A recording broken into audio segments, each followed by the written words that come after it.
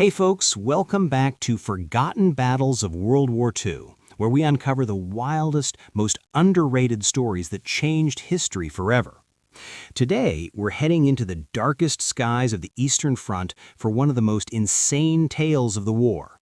How the Germans laughed at Soviet wooden toys, those ancient, slow, fabric-covered biplanes called PO-2 that looked like something from World War I, until these toys bombed them completely insane every single night. Yeah, you heard that right. The mighty Luftwaffe, masters of the air with their sleek Messerschmitts and Stukas, mocked these old crop dusters as harmless relics, easy targets for any fighter. But starting in 1942, an all-female regiment turned those PO-2s into the stuff of nightmares, earning the name Night Witches from terrified German soldiers who couldn't sleep, couldn't fight back effectively, and went half mad from the constant harassment. This is the story of the 588th Night Bomber Regiment, later renamed the 46th Guards, over 1,100 women who flew more than 23,000 sorties, dropped thousands of tons of bombs, and became the most decorated female unit in Soviet history, all on planes the Germans thought were jokes. Let's dive into how arrogance met pure terror in the night sky. It starts in June 1941. Barbarossa kicks off. Luftwaffe dominates, destroying thousands of Soviet aircraft on the ground in days. The Red Air Force is gutted, modern planes scarce, so Stalin turns to Marina Raskova, famous aviator and national hero, giving her permission to form 3 all-female aviation regiments: fighters, day bombers, and night bombers.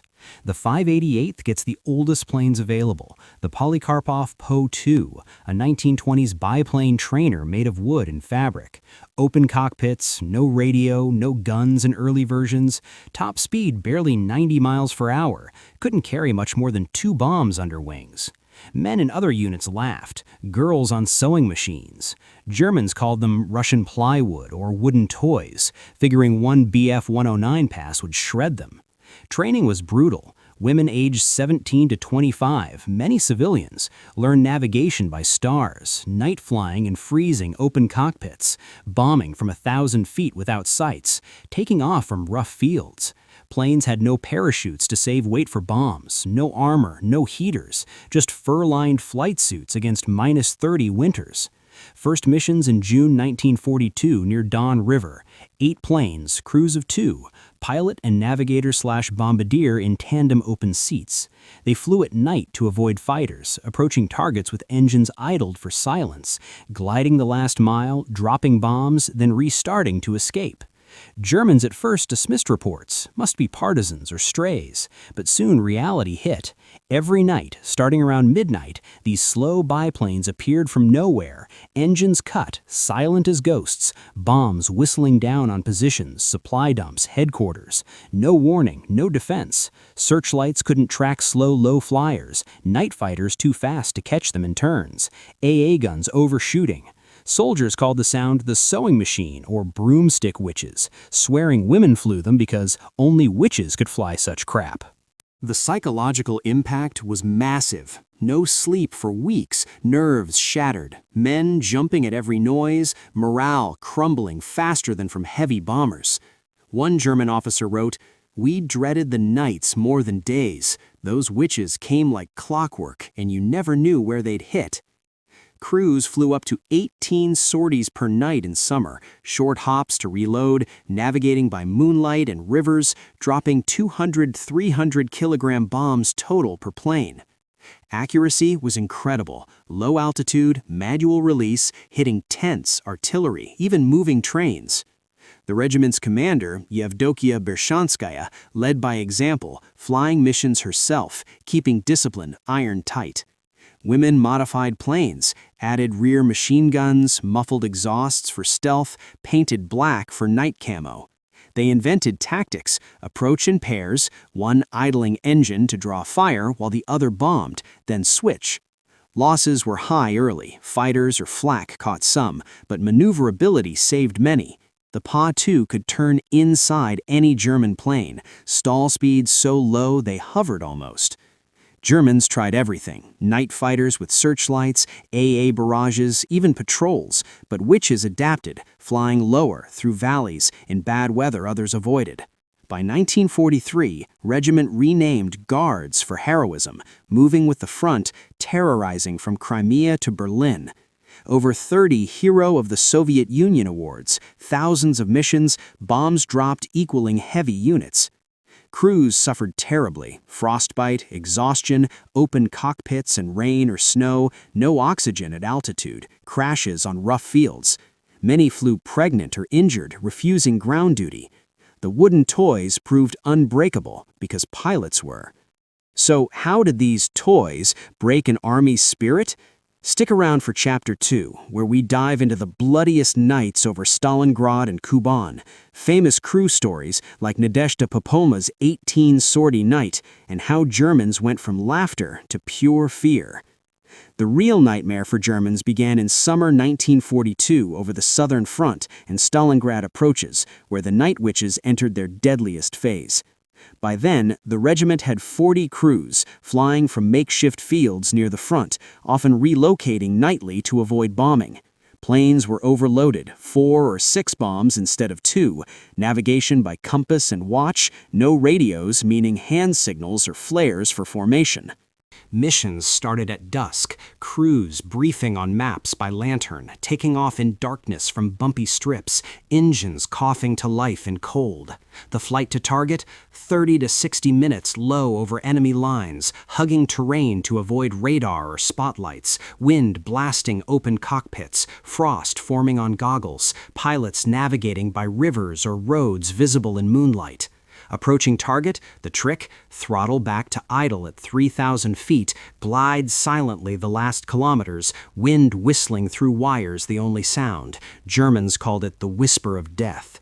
Navigator in rear seat leaned out to sight, releasing bombs manually, plane lurching upward from weight loss, then pilot firewalled throttle to escape.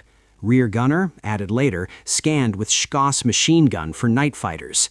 One typical night near Kerch, crews hit German airfields, dropping bombs on parked Ju-88s, igniting fuel, chain explosions lighting sky, while AA frantic but ineffective against low, slow targets. Germans rushed Bf-109 night fighters, but Po-2 turned tighter, stalled almost to hover, forcing overshoots. At Stalingrad encirclement, November 1942, witches flew inside the pocket to harass Paulus's troops, low over ruins, bombing headquarters and supply drops, crews seeing fires from previous raids guiding them. Soldiers below lived in terror, no bunkers safe from precise hits, sleep impossible, men shooting at shadows, calling them Nachthexen.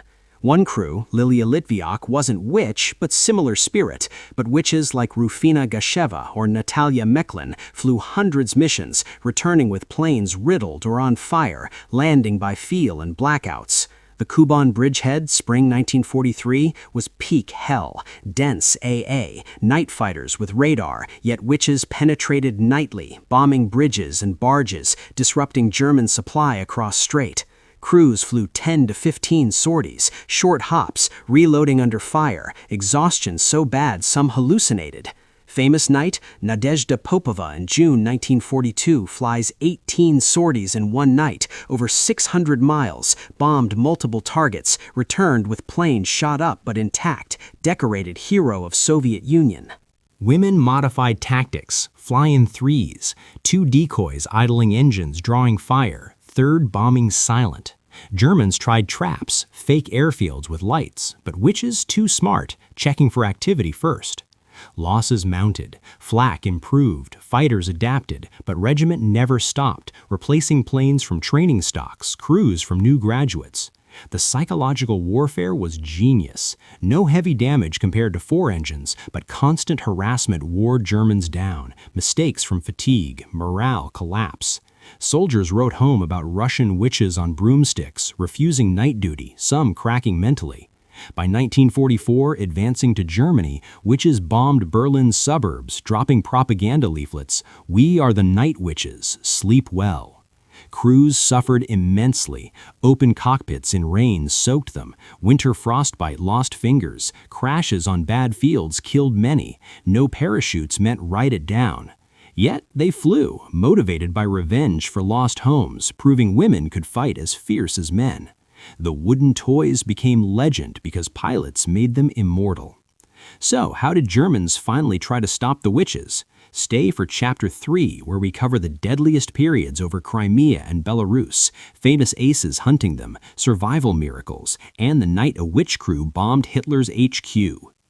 The deadliest periods for the night witches came in 1943 and 1944 as the front pushed west, with intense fighting over Crimea, Belarus, and Poland, where German defenses thickened but Soviet momentum grew.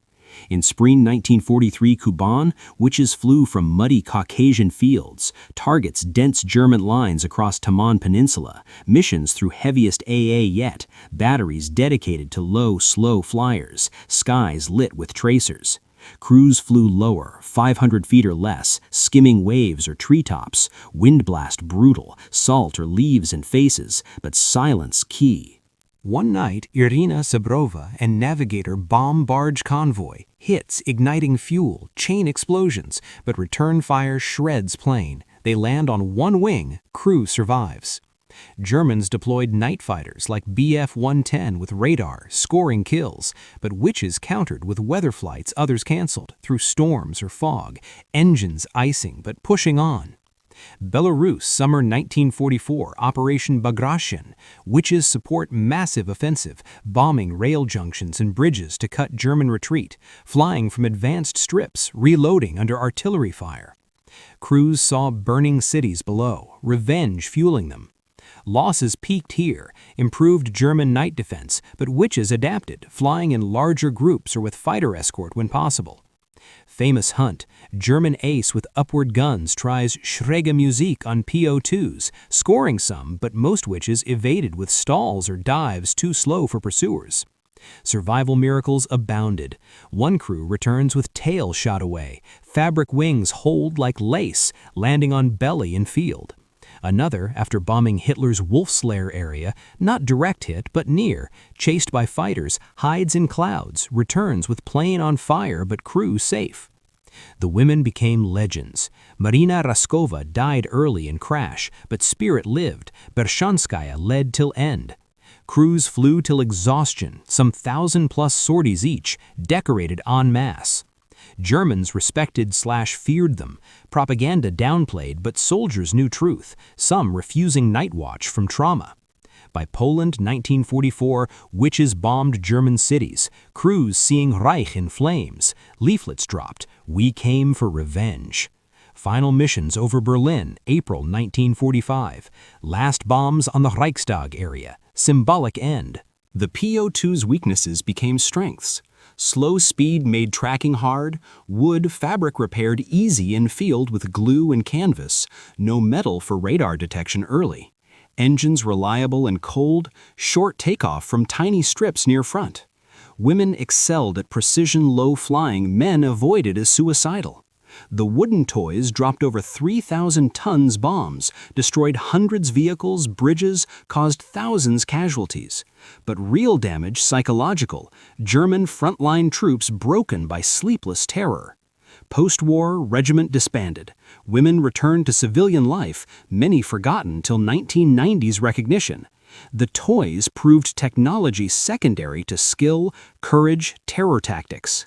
Germans laughed no more. Witches made them scream. So, what made the witches unstoppable? Final chapter wraps with the most decorated crews, German attempts to stop them, legacy in modern air war, and why this all-female regiment remains one of World War II's greatest stories. What made the Night Witches truly unstoppable was a mix of genius tactics, unbreakable spirit, and the PO2's unexpected advantages that turned weaknesses into weapons. The plane was simple, no complex systems to fail, repaired with basic tools, fabric patched overnight, wood frames light for short fields. Engines started by hand prop swing, ran on low-octane fuel available everywhere. Women pilots, often smaller and lighter, carried more bombs or flew longer. Navigation by map, compass, stars. No reliance on tech Germans jammed. Tactics evolved constantly. Approach in line, idle engines staggered so always one silent bombing, decoy flares drawing fire, weather exploitation when Luftwaffe grounded. Crews flew till dawn in summer, 15 to 18 sorties, reloading in 20 minutes, total bombs per night equaling heavy bomber raid. The all-female factor was key. Men underestimated, but women proved superior in precision, endurance, discipline. Bershanskaya ran tight ship, no drinking, strict training, mutual support. Many crews best friends, flying together hundreds missions. Most decorated, Nadezhda Popova, 852 sorties, hero of Soviet Union, survived crashes, shot downs. Rufina Gasheva, over 800, shot down 4 times, escaped captivity. Irina Sebrova, 1,008 sorties, most of all. Germans tried everything to stop them. Dedicated night fighter groups, upward guns, infrared detectors later, massive AA, but witches adapted, flying higher or lower, through valleys, in pairs or singles. Losses about 30 crews total, low for intensity, skill saved them. Legacy huge. First women combat pilots in history, inspired female units worldwide, proved gender no barrier in war. Po-2 flew till 1950s in training, symbol of simplicity beating complexity. Germans never solved the which problem. Too many planes, too skilled pilots, too terrifying tactics. Post-war, some witches became instructors or civilians, but story suppressed till Gorbachev era, then celebrated. Today, monuments, films, books, but real shock, these young women, average age 20, on toys, broke one of world's best armies psychologically. No heavy bombs, no guns, just persistence, silence, and night. The wooden toys won because the pilots were steel. Germans laughed at first, then lost sleep forever. This forgotten regiment showed courage trumps tech. Women equal men in war. Terror, small actions can win big. Over 23,000 sorties, thousands targets hit, enemy morale shattered, all from planes mocked as junk. So, greatest aviation story ever? Drop comments. Favorite witch tale, or why they succeeded? Like if this inspired you. Subscribe for more World War II heroes no one talks about. Share with friends.